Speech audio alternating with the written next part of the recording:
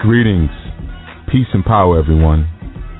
Let me welcome you to our newest installment of Anu Asafo, where we are specializing in highlighting global and indigenous spirituality, original spirituality, impactful spirituality, and the powerful cultural systems, deep thought, and norms that have sustained the cosmos and the evolutionary forces since the beginning of time and before time. I am Chief Jegna Yuya Asan Anu, and I am serving as somewhat of a co-host on this segment. I know typically you're not used to hearing me on Anu Asafo, but just for this segment, this time, I was allowed to come in and provide just a leader and a precursor into what we're going to be speaking about.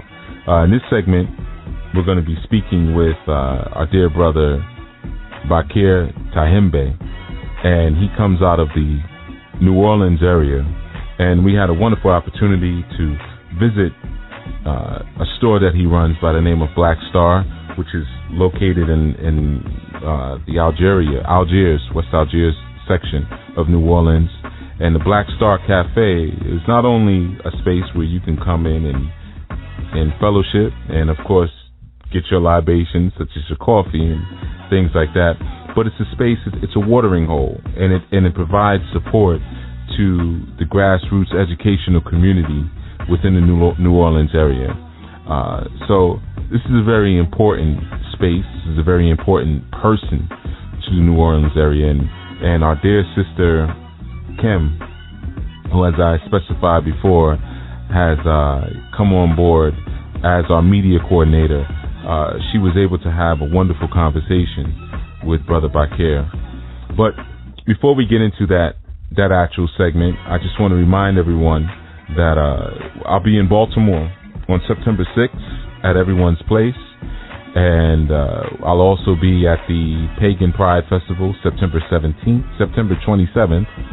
And on December 27th, the second day of Kwanzaa, Kujichagulia, I will be in Philadelphia, Black and Nobel, giving a lecture, and that should be around, I think, 7 p.m.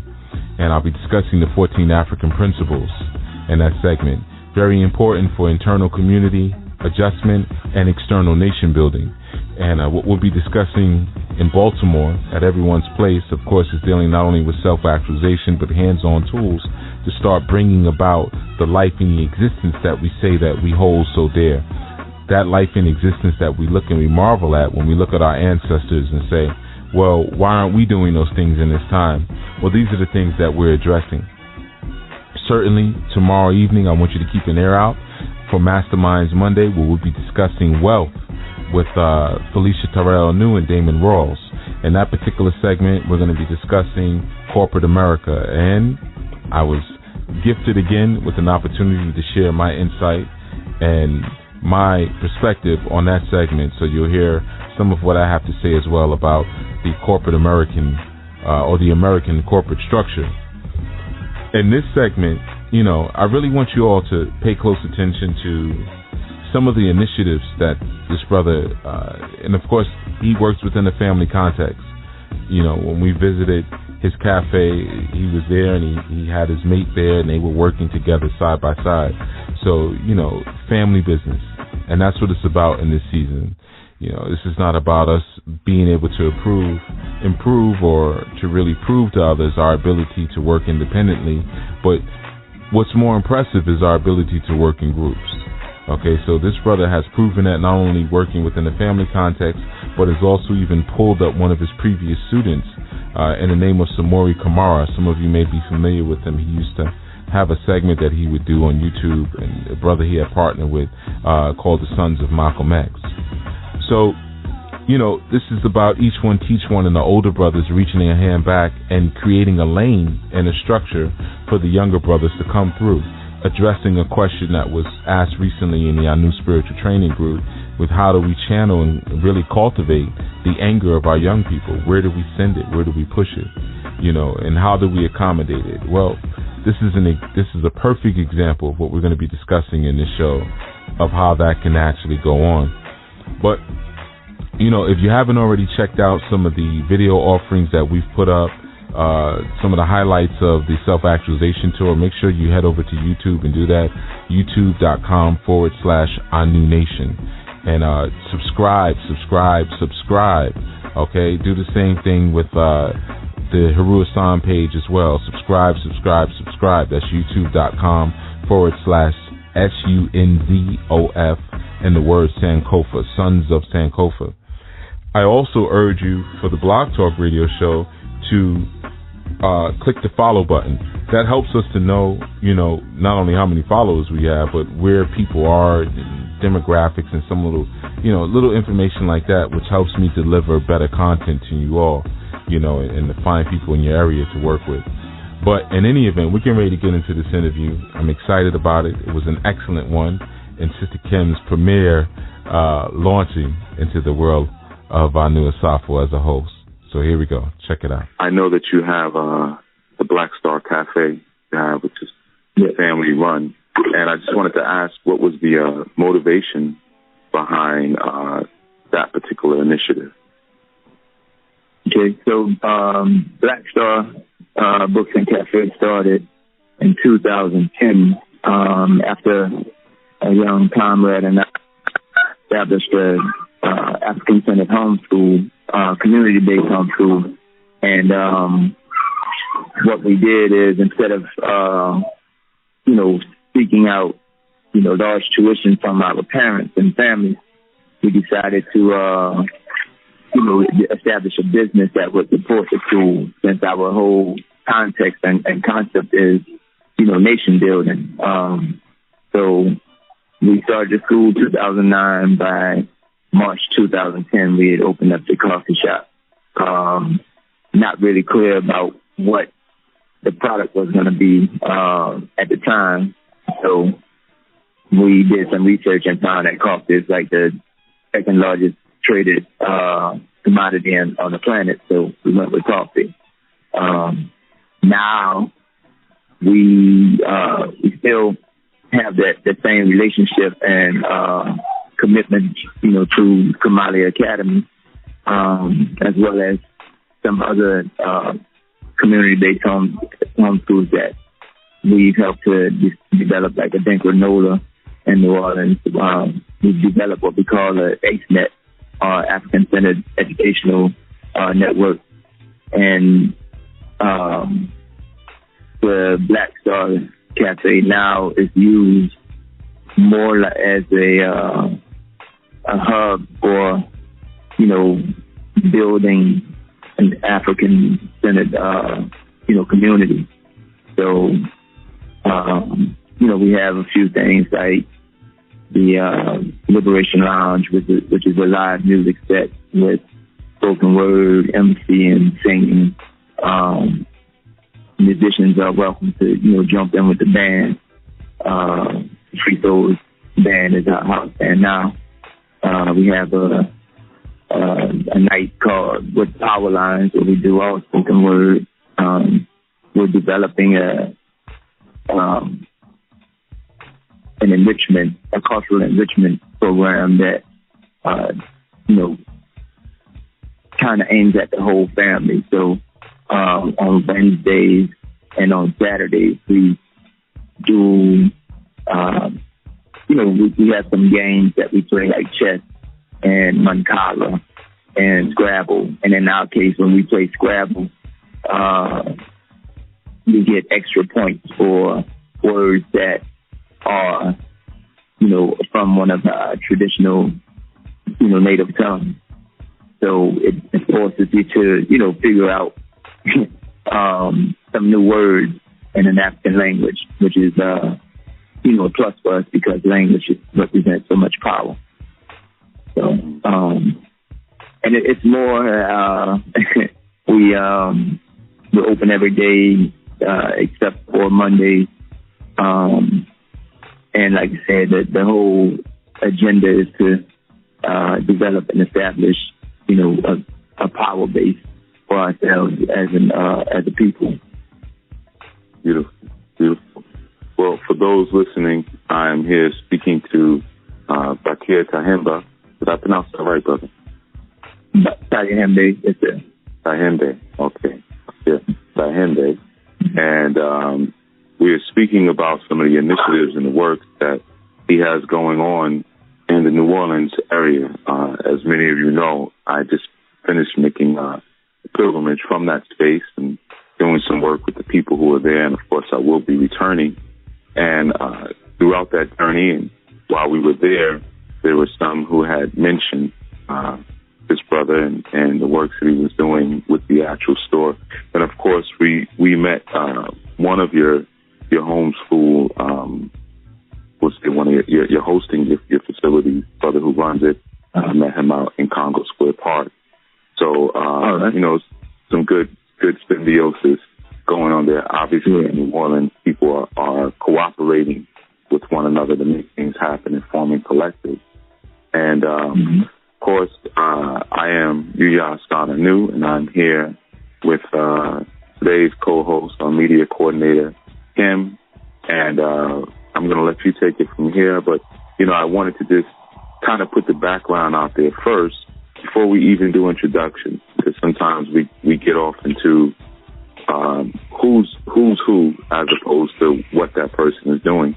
And the work you're doing is so critical. It's so crucial, especially at a time like now down in that area. Spent some time down there. And because of the work that I do with the spiritual work, a lot of our spiritual sessions just turn into straight emotional therapy sessions. There's still a lot of people who are feeling a great sense of dejection and fragmentation off the heels of Katrina. So anyone who's down there and who's doing healing work and work that is rearing community and cultivating and developing community should be highlighted and most certainly supported. So with that, I'm going to pass it off to you. Yes. Thank you, Chief. Greetings, Brother Bakir. How are you today? Doing well, black and fine. Great. It's great talking to you today. I know you just gave us a small introduction, but I wanted to go back a little bit and ask you about, your life there in New Orleans. Were you born there, or did you come in from somewhere else? How long have you been there in New Orleans? Born and raised, 42 years. On the West Bank in Algiers. So it's only fitting that because I love African people so much, we established Little Africa here in Algiers. Okay. So you were there in the area before and after Katrina. Yes. What kind of effect do you think Katrina had on your area or your neighborhood specifically before and after Katrina? Did your area reflect African culture more before Katrina, or is it like a reemergence of things now post Katrina? I think it's been, for the most part, pretty consistent. If you are familiar with Algiers or even say Zora Neale Hurston's book, she historically she's been here often. When she would come to New Orleans, she'd come to Algiers. There's a strong spiritual essence here in Algiers. A lot of our traditional spiritual practices, and then of course the Vodun right. had a lot of our people, famous people coming this way. But the odd thing about Algiers is that it was the receiving place for enslaved Africans when the French were doing the heavy trading here. So, there's a consistent presence, of Africans, in this area, culturally even. Okay. Another question is that you were talking earlier about your bookstore. What inspired you to open a bookstore in this age of, Kindles and iPads and Oyster and all of these other, kind of instant little services we have for books now? Well, I'm one of those hardheads who don't appreciate the digital age as much as most others, right?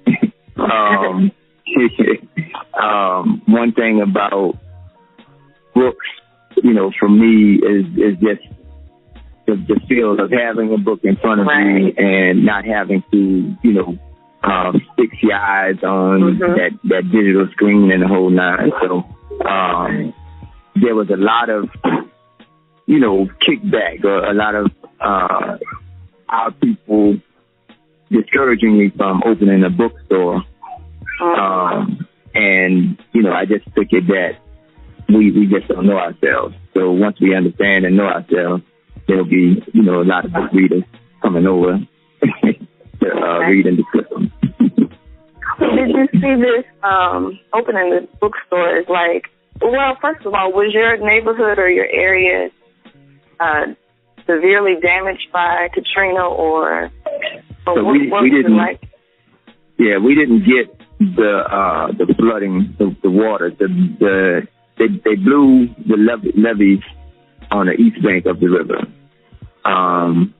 So we're on the west bank. That's why they call it East Bank, West Bank. It's what side of the river you're on. So no water.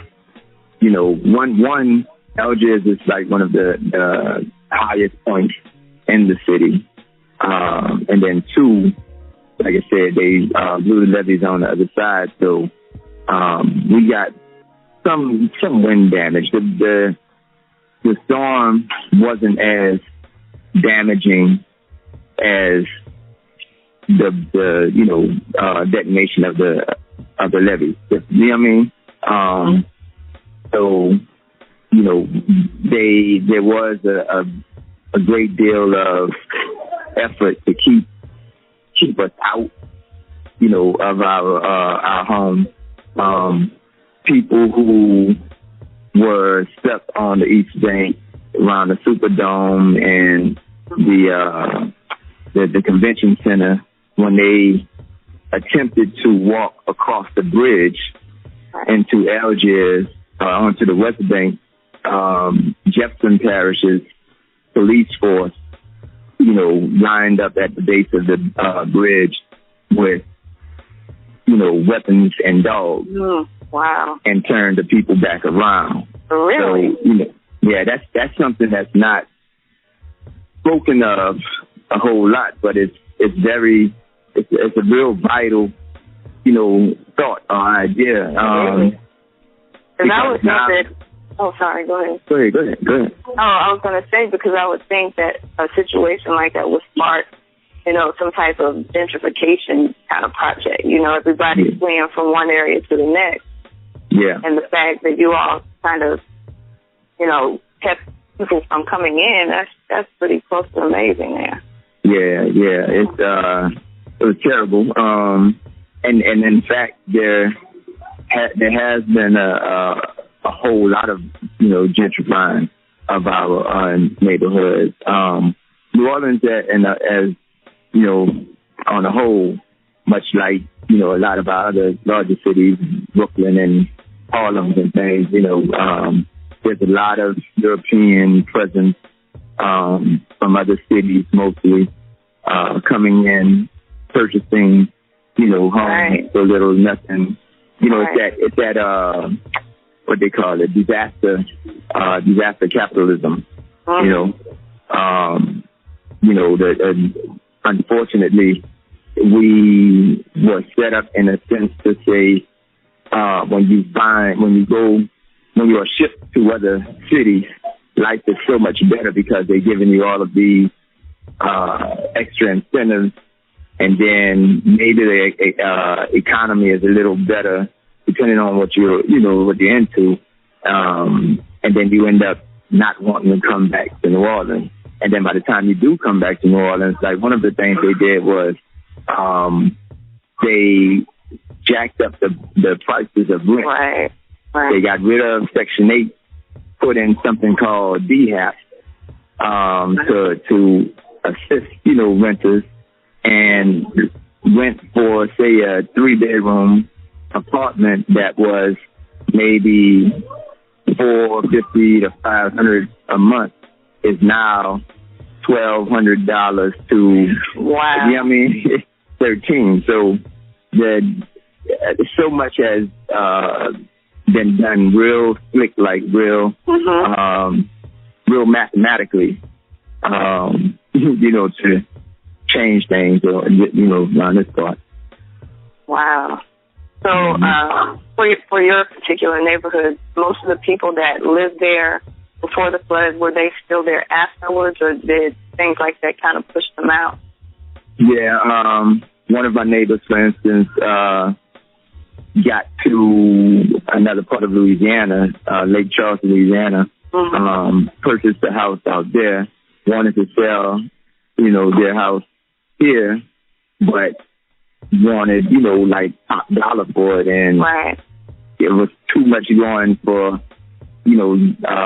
under market value. So they got stuck with the two, mortgages, and then end up losing, this one. You also had, there was a lot of people who really wanted to be back in New Orleans. So you have multiple families, would be living in, say, a 2, maybe a 3-bedroom shotgun double. One instance was there was 2 sisters and a brother. Just had 3 children. The brother had 1 child, and one of the other sisters had 1 child. So you're talking about 3 adults and 4, children in a house in a 2-bedroom double. On one side, that was a beautiful thing to see us, both together. Right. On the other end, it's like it takes you away. It takes you off of your base. You not knowing how to build from there. Right. Yeah. Well, as far as your bookstore and things, I guess I'm trying to make a segue into your project with the lot. And ask you of how did that affect your particular neighborhood, especially when you talk about us pulling together and coming together again as a result of something like this, and what did that do for the children there and your neighborhood as well? Yeah, the lot. So let me clear real quick first. The movie that's being shot. Is one that's being shot by a Caucasian cat that comes and have lunch here a lot. The fence posts are still up in this lot across the street from the cafe. And he asked me about it. I told him the story about it. He went home, came back about 2 weeks later with a whole script written, and now, it's a short film that is inspired by my story, not necessarily, accurate of what I did, but, all the same, it's appreciated. He wants to use it to help us to actually complete a pocket part. So Can you tell us a little bit about the situation with the lot? Sure. That is a basis for the movie? Yep. So as I spoke of the one family of 2 sisters and a brother with the children, our block had like 48 children, from one corner to the next, and on our block. Not to mention the children who were from a couple of streets down and over. So they played in the street a lot. When I was young, same thing. But I saw an opportunity with an empty lot that was overgrown, with grass, and had 2 abandoned cars what seemed to me was an abandoned cars at the time, parked on the lot. So what I did was I pulled the cars off the lot, put them in the street because no one would come and get them because it was private property. So once they're in the street, now it's a public problem, right? Right. So they came, got it. I think, so they came, got the cars, cut the grass, and a couple of my comrades and I, along with a lot of the children in the community, began to put together benches and tables and these playhouses that, children would be able to. I wanted to see them develop a concept of a community on a playground level. So, it was working. I was teaching the children how to, use the, what do you call those things? The power tools and things of that nature. At some point, the inspector for the Historic District Landmark Commission came, saw what we were doing, asked if we had a permit to do it. I didn't have a permit, and he, put a stop work order on the project and, tried to stop it. I still continued, but at some point, the actual owner of the property had come out and saw me working. So we had an agreement, and he was cool with me using a lot. Whenever he got ready to sell it, then we would, remove everything, and that'd be that. But at any rate, the city started pressing him about the work that I was doing on a lot, threatening him with fines and then threatening him with, even jail time. And at that point, I laid back, and, we had some, what do you call that, a hearing. Well, we had one hearing. They asked told me I need to give them 30 days to get back with an answer.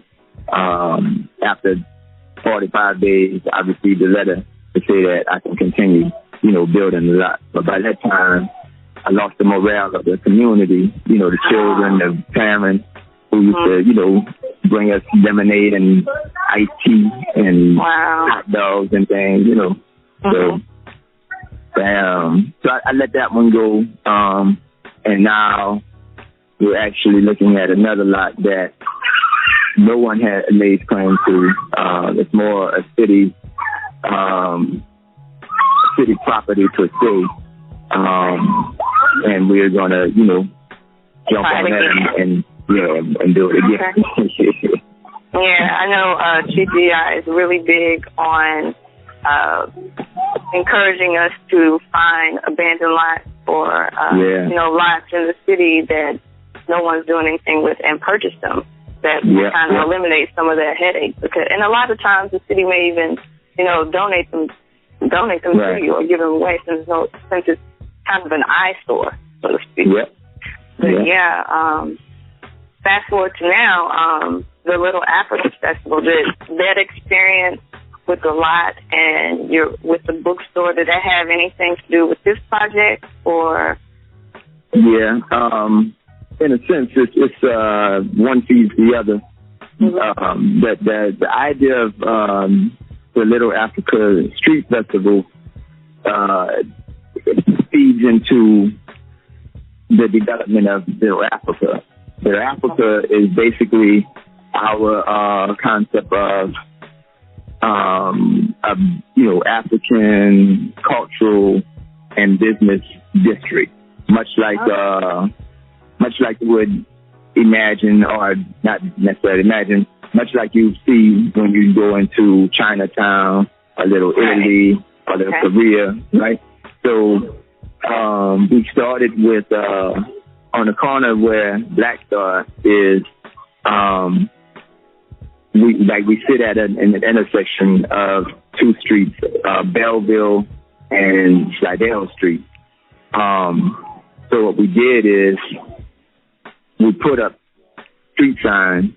At the time, there was only one street sign for Slidell Street, none for Belleville. So we put up our own street sign in Swahili, yellow background, black writing with red, black, and green colors at the edge of the sign. Mm-hmm. And basically, Slidell Street had become Uhuru Street, which means freedom. And Belleville Street had become Nguvu Street, which is power. So on the corner of freedom and power lies Black Star. Wow. So the idea is to, like when you go into Chinatown, the words are all in Chinese. Like even the characters, not even, you know what I mean? Right. We I can't read yet any African script, but I do know some Swahili, and I do know many of our ancestors. So right now we're just gonna go through the section. Have two streets, Uhuru, not Nguvu, and then there's another street that we're gonna make Marcus Garvey's Way, where Kamali Academy sits. Oh, so, okay. Yeah. So this is going to be over one block, or just? No, it takes up. And how far will it extend? It's 10 to 12 at a certain part. It's 12 blocks. I mean, it's 16 blocks, and then at a certain part, it's 10 blocks, and then. In the other direction, it's another 12 blocks. So it's basically it is. Algiers is split up by a street called Opelousas Street, and historically it has always been the divide line between the black side and the white side. Okay. The white side is what they call Algiers Point. The black side is what they call Old Algiers. Okay. So all of Old Algiers basically is going to be Little Africa. I see. So do you have, as of right now, do you have a lot of African-centered businesses that will contribute to the festival or contribute to the project? So that's the magic, right? That's the black magic, as they call it, right?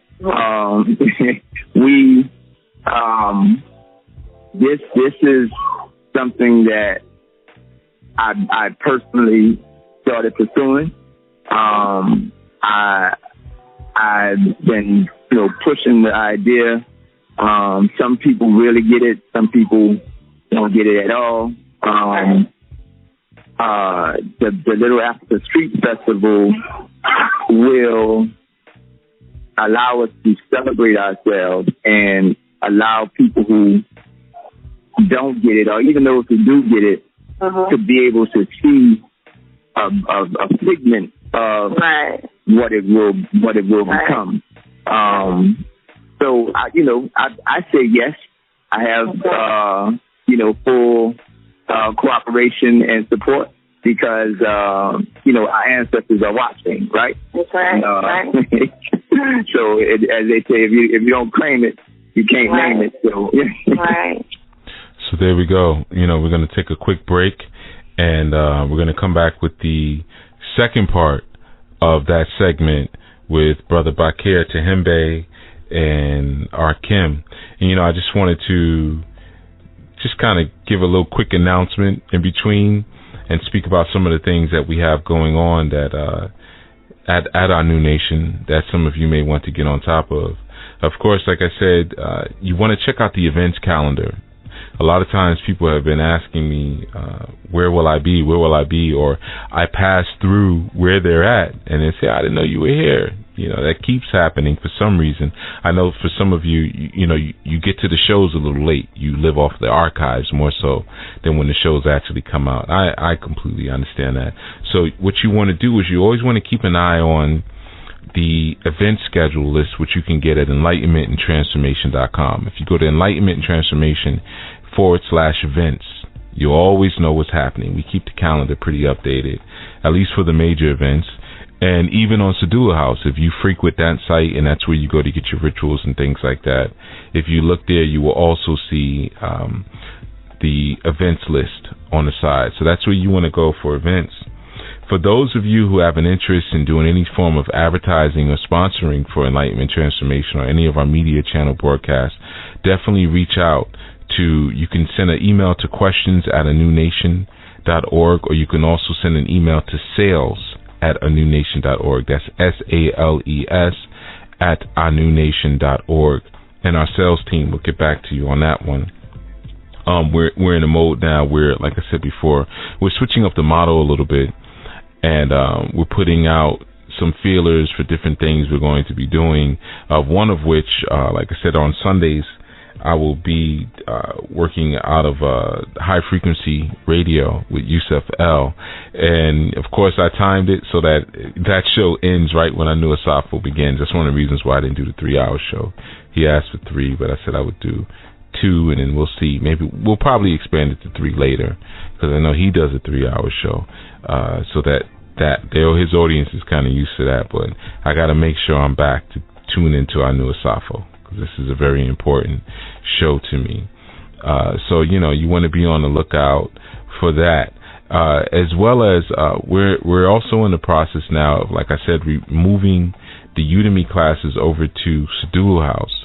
So that also means the forums. I know a lot of times with the Facebook forums, people don't participate as much because people are not into Facebook, but never fear. We're actually moving our forums over to our own servers on Sadulu House. We're in the process of doing that now. It'll be done very soon. It's just been a lot of things happening. Another announcement, we have some DVD packages available for those of you who did not make the show dates and would like to order a DVD. Be on the lookout for that. You'll probably find that on the Enlightenment Transformation page, as well as Orisha Religion. We'll also have them up on Amazon. Okay, and we have a couple of DVD sets so far, and we traveled out with those when we did the tour. We had an Orisha DVD that I did, and we also had a self-actualization one. The Orisha one, I believe, is 2 hours. Self-actualization one is 1 hour. So you got 3 hours of material there in those DVDs, and of course I'm giving a lot of information. And we're in the process of sculpting another one. If anybody wants to look at any highlights from the tours, again, go to youtube.com/anewnation, and there's a video that's up there that just shows, a little bit of some of the things that were spoken about while we were out there doing this sacred work, in some of the places that we were out there doing it at. So you want to definitely be a part of that experience, that DVD experience. And again, there's more things on the way very soon with our new nation. This is a wonderful time, and we have more announcements coming up as far as what we're getting ready to get back into. But for now, we're going to get back into this interview. Here we go. That's what I was just going to ask. Despite Katrina and all these opposing forces you've had with the city and everything, to put love back into your community, where does this courage and determination to continue to try to bring these types of things to your community come from? What's that desire of responsibility? Because you have some people that, we hear that all the time. We need to buy black and have our own businesses, and no one ever takes even the smallest steps to try to do that, because we feel like it has to be like instant. We want to see, just fully developed businesses overnight. When it just takes even a small step, the smallest step to get started. So where does that courage come from? I think just the way I was brought up. My grandmother was a Baptist evangelist back in the late 60s and early 70s when I was born, right? And she was the woman who the whole community had a certain reverence for and would often come to the house to, you know, get her counsel or advice or whatnot. She, you know, my mother was 16 when she had me. So, you know, she raised me in that sense. And then all of my uncles, they were young, teenagers. I had experience, like firsthand experience with older cats who were, you know, Black Panthers and Muslims in the Nation of Islam and, you know, other, you know, people who activists and that type. So my grandmother taught me one thing that like sticks with me because I'm the oldest. Well, I'm not the oldest grandchild, but I was the oldest until my uncle finally claimed my older cousin, right? Okay. Who's a female. So at any rate, I used to have to fight, you know, for myself and my younger brothers and cousins. And I'm a slim cat, short and the whole nine. Well, I grew up, you know, that way. And didn't have the leisure of, you know, having someone else fight for me. Now, I was, you know, rather likable, so there was a lot of older cats who didn't allow folks to, you know, mishandle me. But I've never been one to bow down, you know, to anything that looks like it's supposed to be more powerful than I, right? So my grandmother taught me courage and sincerity is that which is rewarded greatly, you know, by, well, she, you know, she was big on Jesus, but I translate that as, you know, the ancestors are, you know, the Most High, you know what I mean? Yeah, so, you know, and I hold that position to this day. Like, there's another one when I was 13 years old, speaking to the mosque meetings at Muhammad's Mosque number 46, when they were right next to the St. Bernard Project, which wasn't a place you want to really be if you wasn't from the St. Bernard Project. So, you know, I'd go there, sometimes on the bus, sometimes, you know, catching a ride with one of the brothers in FOI who was older. They, you know, thinking that my mama was giving me permission or whatever. But at any rate, you know, I'd go, and there was a couple, Sister Manima Shabazz and Brother Fareed Clarence Shabazz. The way they operated the life, their own life and their family, and you know, this was a family who came up under the Honorable Elijah Muhammad, so they had a different kind of, you know, nature about them. But there was so much power because of the lack of fear that I saw in them. You know, so it's like I immediately, you know, gravitated to their family, was treated like one of their sons, you know, who I'm still friends with, you know, all of their children to this day. But yeah, that, you know, I don't know if I hope I answered the question, but that's, it's a number of things. Right. That kind of reminds me, Gigi, I just did a 3-segment blog talk show on what he calls the warrior code. And he talks about character and integrity. Character and integrity. As far as, you know, when we take on projects and things of this nature, we have to have that spirit of a warrior. You know, we have to, you know, just go for it.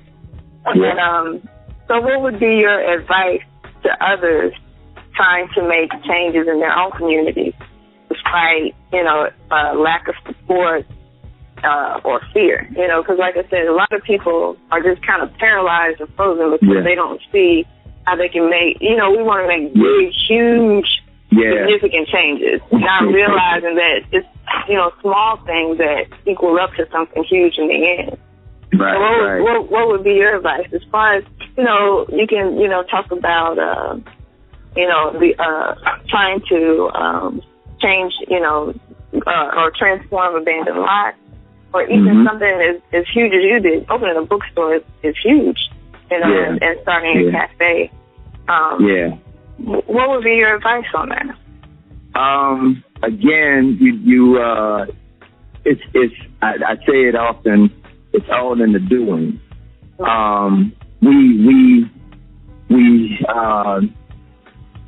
We abort a lot of our babies from the mind, like from the door, because we overthink all of the limitations, right? One thing I say too, because I'm also an educator and I teach math, so I always tell my students, like, do not operate inside of the confines of your limitation. Meaning, if you don't have a lot of money, don't concern yourself with all of the money that you don't have. Utilize the money that you do have. Right? Utilize whatever resources. That the movie, I just watched it, matter of fact, The Spook That Sat by the Door. Right? Church. Dan Freeman, when he taught the young brothers, he said, look, you got to utilize the resources that are readily available to you. Figure it out and make that happen. Like, don't worry about what you don't have. You crying about, getting C4, clay, and all that. Like, who's gonna buy it? Or where you gonna buy it from? You know what I mean? Learn what you must learn. So I'll wrap it like my comrade Samori Kamara, who heads the Kamali Academy now, the school that we started.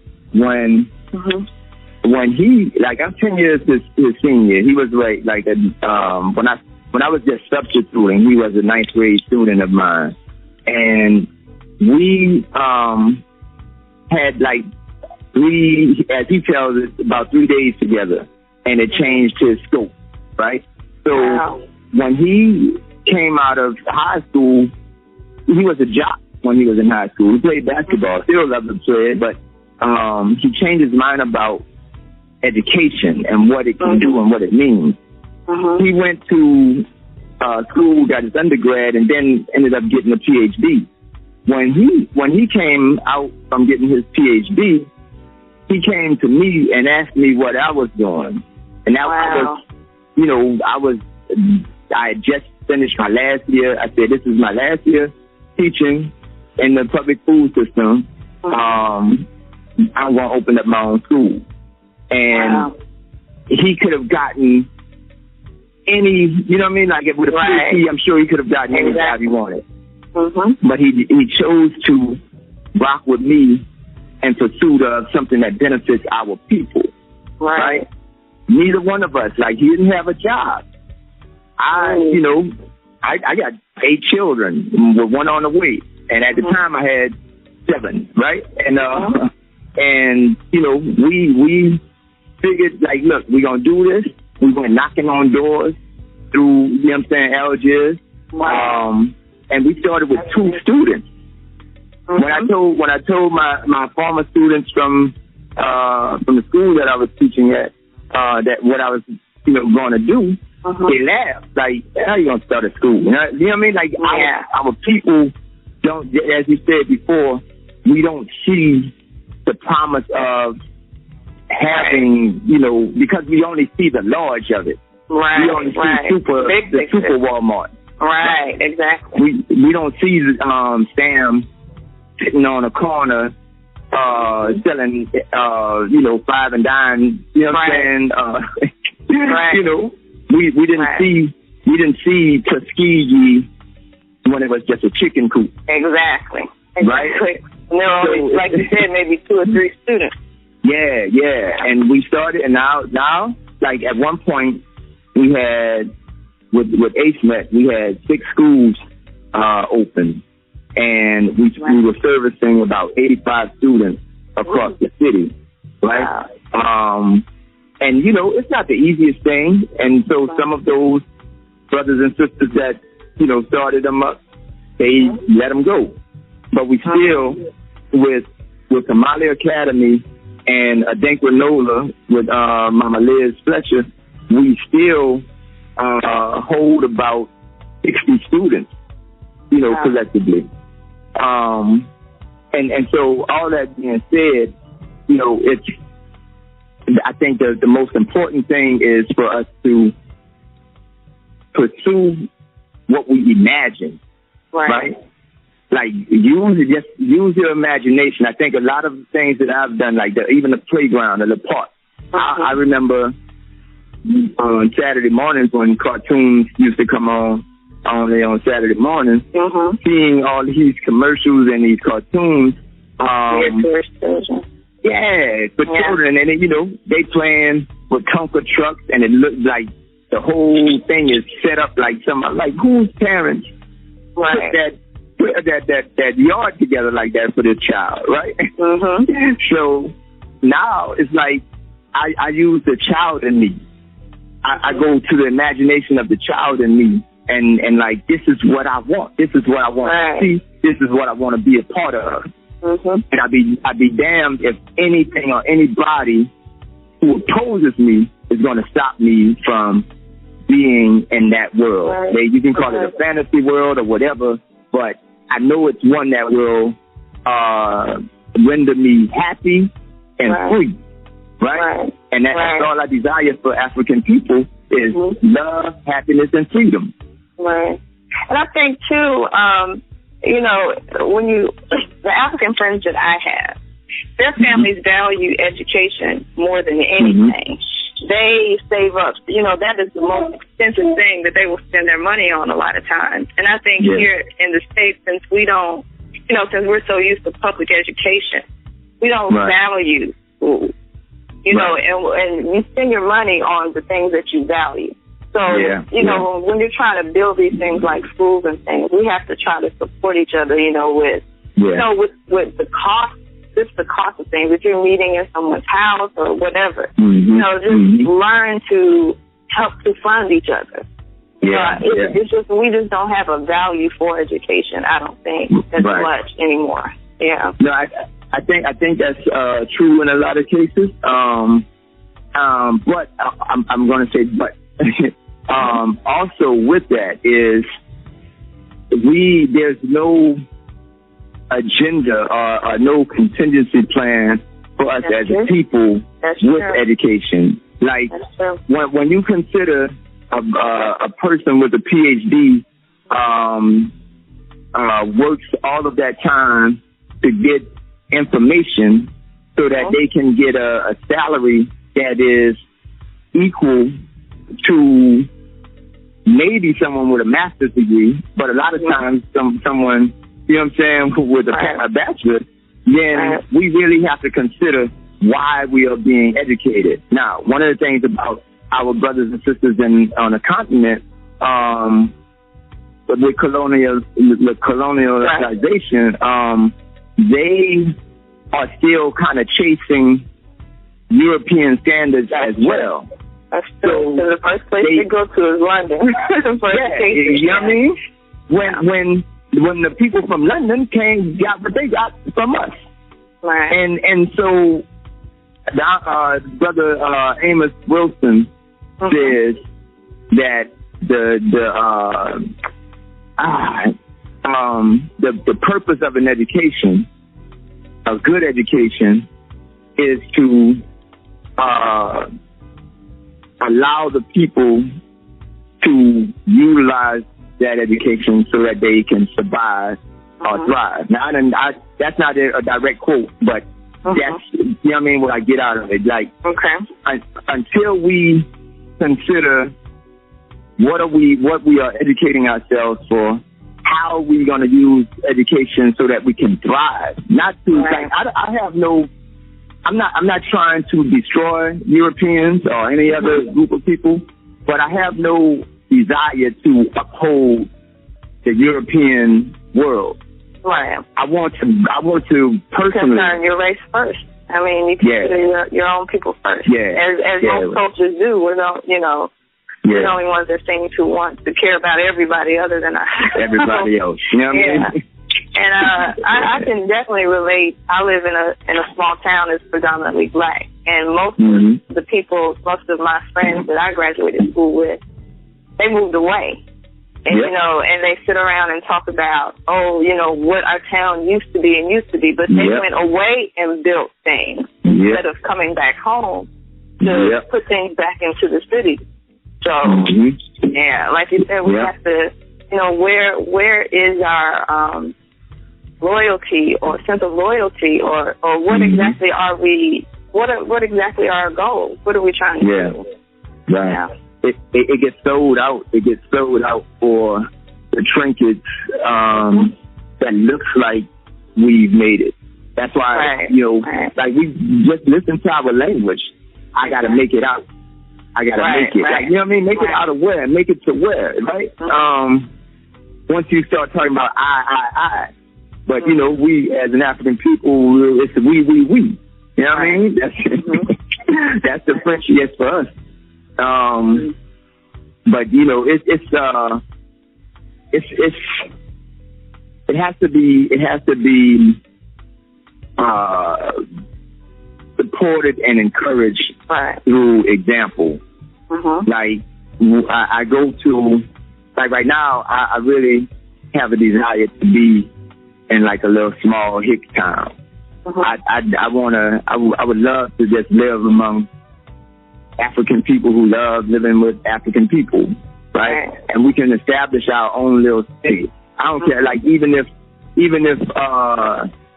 whatever electric company or utility company didn't want to provide utilities for us, like we are wise and intelligent enough to establish and develop our own utilities, right? Like Marcus Garvey said, if a man can do it, a man can do it. You know what I'm saying? Or if a man has done it, a man can do it.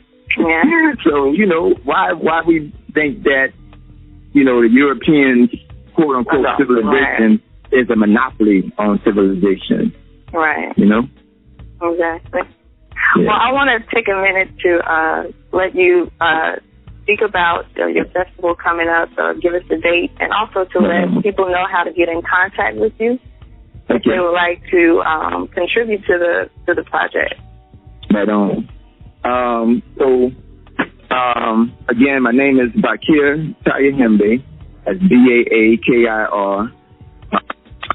CYEHIMBA. My phone number is 504-710-7398. The cafe's number, I'm sorry. The number to Black Star is 504-304-9612. We're located at 800 Belleville Street. For those who don't, know Little Africa yet, soon it'll be 800 Nguru Street. Right. And you can also reach us via email, blackstarschool@gmail.com.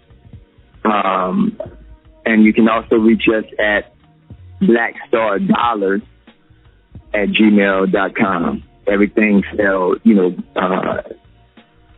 accurately. So, do you have a specific date that, like, if you're going to have a festival or? Go ahead. So the Little Africa Street Festival is happening this year, September 13th, 2014. I was shooting for September 15th, which was the day that there was the showdown in the Desire with the Black Panther Party and the police department under Moon Landrew. His son is now the mayor. But at any rate, we we'll be going from 12 o'clock to 8 o'clock. We're welcoming, performers, historians, anyone who wants to share any ideas about what it means to be African, or they're welcome to come in. I'm not, censoring, not censoring, but I'm not trying to control this festival under what I want personally. This is something for, us to revel and develop. So this is the first one. We'll have another one next year. I anticipate that those who get involved this year will help to make it even better for next year. Yeah. Okay. Also, this social age now, is there any way people can get in touch with you through social networks? Yeah, I mean, that's that apprehension of this digital world. Right. But we are on Facebook. I have a personal page, which I think I end up doing more than the business page. But you can find Bakir Tayahembe on Facebook. You can find Black Star Books and Cafe. When you put books and cafe all as one word, that is like a person page, and then there's a group page, business page, where books and cafe are all separated words. Okay. So, and we also, what I'm missing, Instagram. Black Star NOLA. Yeah, I think it's just Black Star NOLA. Okay. Okay. Chief, is there anything you would like to add before we wrap it up? No, I'm appreciative of all the information shared, and beyond the logistics of what you actually have going on, just some of the spirit and energy that's behind it is so important. And I traveled to that neighborhood, and one of the first things that I noted was a difference in feel, just energetically, for those listening and who will pass through. Yeah, and you're there every day, so you obviously know what I'm referring to. But when you get into that space, one of the things that I had said when we were driving through, I said, it would be excellent if they established a community, a cultured community within this space. Yep. And this was before I actually heard about your actual plans. So the wonderful thing, like you said, sometimes it's in the doing, is that because you've established some momentum, you've launched, you've initiated, the project is now in the air. So when people are coming through, they're seeing the village. Because when I drove through, I saw the village already. And that's why I had made that statement, of course, not knowing that you had already put that in the air, and that's what I was feeling, the air of that spirit you put there. So, it's a wonderful space, and for those listening, and you definitely need to support what these brothers are doing. And because not only, like I said, is it crucial and is it imperative, but it's also a basic part of our existence. And like you said with Amos Wilson, he said, your education has to consist of a liberation theology. Your education must liberate you. So this is a sure, tangible way. And I know our people are show and prove people.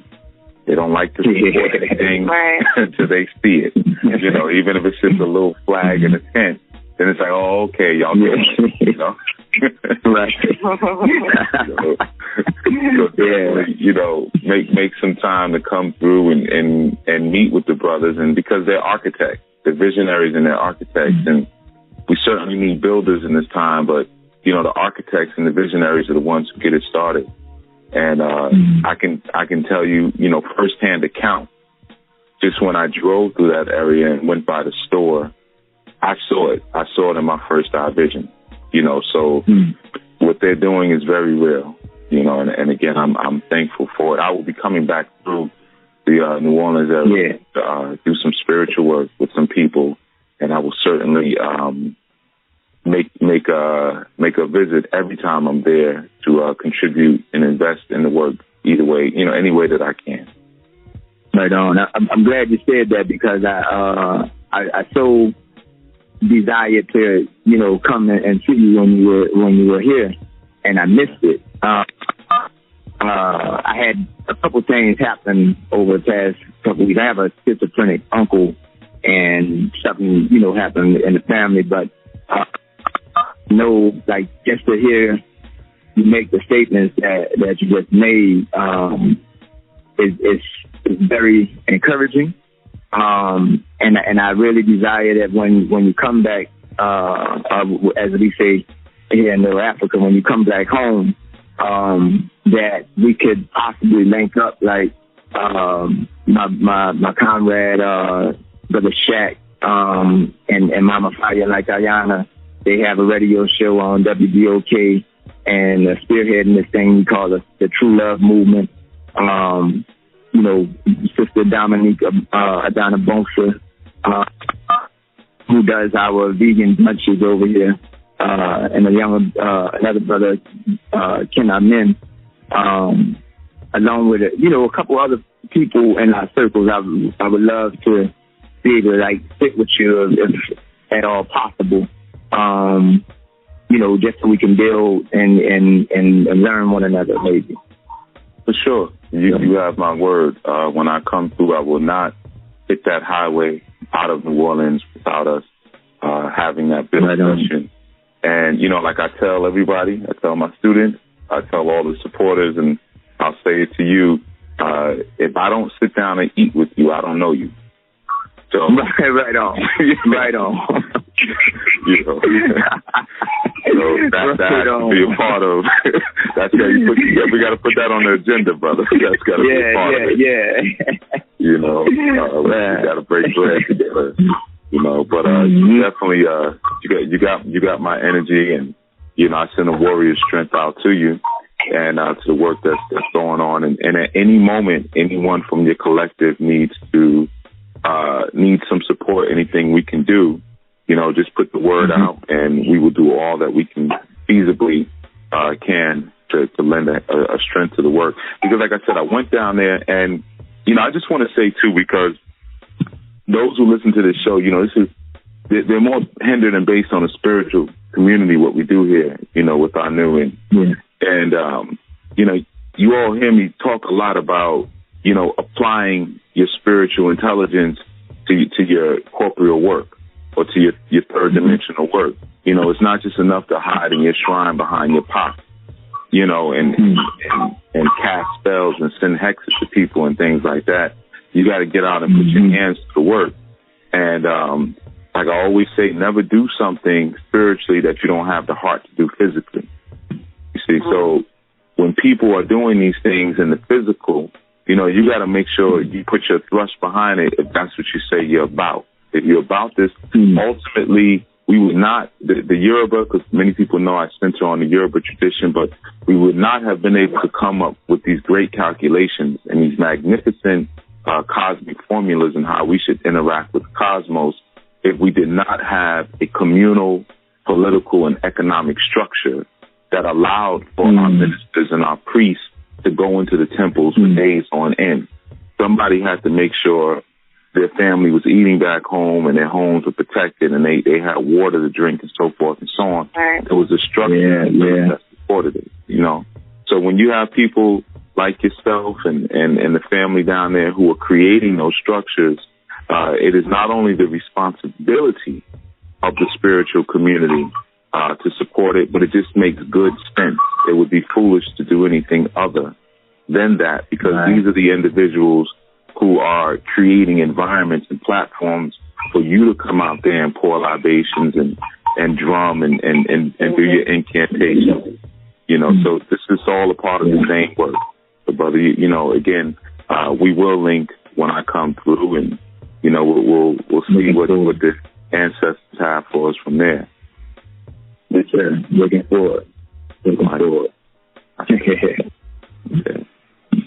Well, thank you so much, Bakir, for stopping by and talking with us and sharing your vision with us. And I definitely would like to follow up with you after the date and leading up to the date to see how everything goes.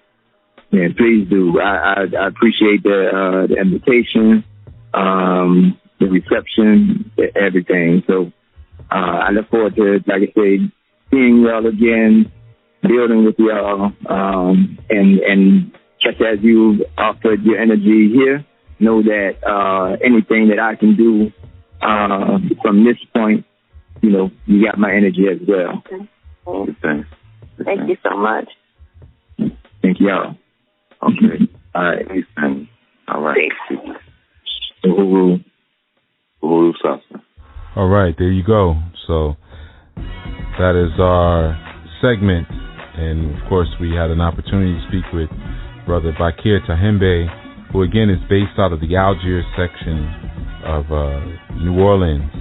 And as you can see, he's doing a wonderful work there. All right? And that has been our new Asafo segment for this dawning, for this Sunday dawning.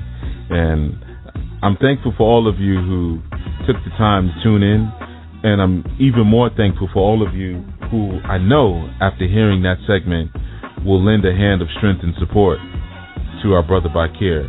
Okay, more than just a silent prayer, but if you're in the area, that you will definitely go by Black Star Cafe and you will become a patron and a supporter of that cafe, because they are doing a glorious work. And like he said, the work there at the cafe is not just about creating a business, which is nothing wrong with that, but it's certainly also about establishing a base for children to spring from.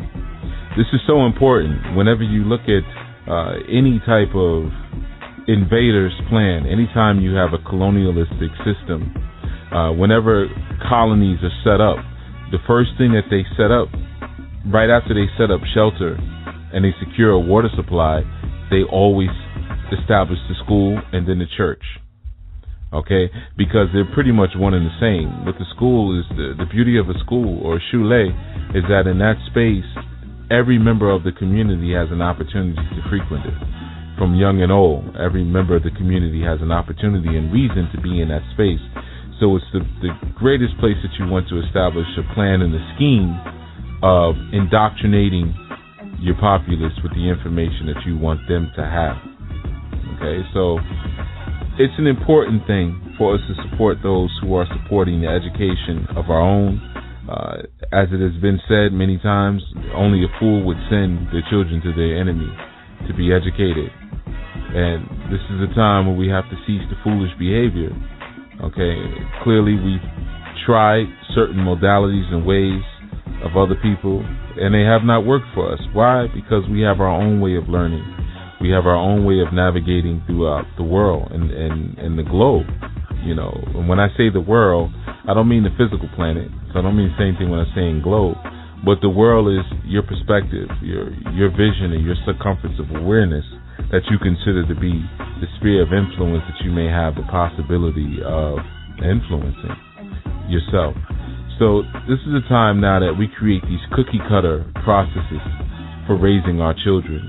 Because there really can be a cookie cutter process. It doesn't have to necessarily be this crapshoot that we consider to be.